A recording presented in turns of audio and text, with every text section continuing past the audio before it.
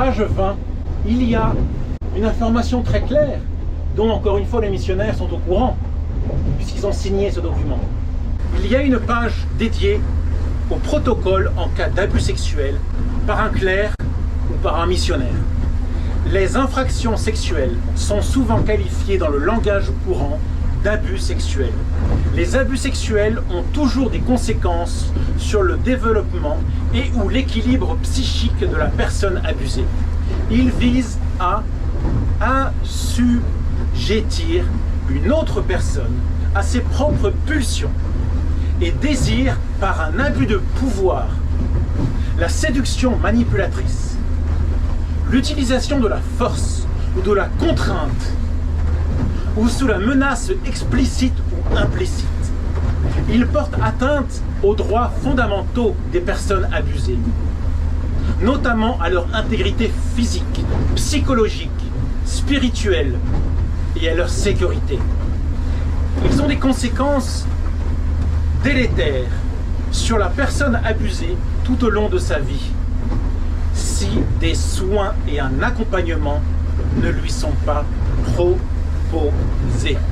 Les abus sexuels peuvent être commis par des hommes ou des femmes sur des victimes garçons ou filles, mineurs ou majeurs.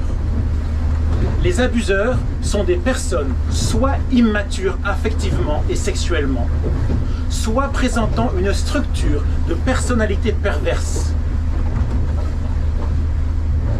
Ils peuvent avoir été eux-mêmes victimes à un moment de leur existence.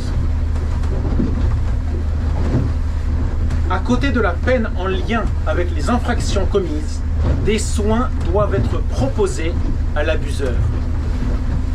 Alors, dans ces conditions-là, puisque cher Père Philippe Rittershaus, vous avez connaissance de cette charte, vous l'avez signée, que dit la loi civile?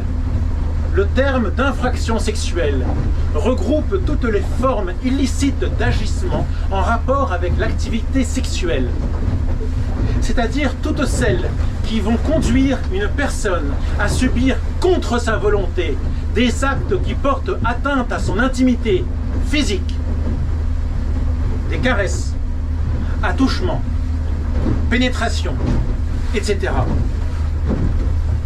Pourquoi etc.? Ou psychique, exhibition, exposition à des images, des scènes, des propos, des langages. Sont notamment visées les infractions suivantes: proposition sexuelle, corruption de mineurs, agression sexuelle, atteinte sexuelle, viol. Toutes ces infractions sont pénalement sanctionnées avec une échelle de peine qui varie, fonction de la gravité et de circonstances aggravantes visées par la loi pénale. En aucun cas, le consentement donné par la victime mineure au moment des faits ou l'absence de violence physique ne retire la qualification pénale à l'infraction dès lors que l'auteur est un ascendant. Une personne ayant sur la victime une autorité de droit ou de fait, ou encore une personne qui abuse de l'autorité que lui confèrent ses fonctions. Que dit le droit de l'Église? Le droit de l'Église donne une définition particulière aux abus sexuels, qui rejoint largement celle de la législation civile. Les délits contre le 6e commandement du décalogue consistent à contraindre quelqu'un avec violence ou menace ou abus d'autorité à accomplir ou subir des actes sexuels. Accomplir des actes sexuels avec un mineur ou avec une personne vulnérable.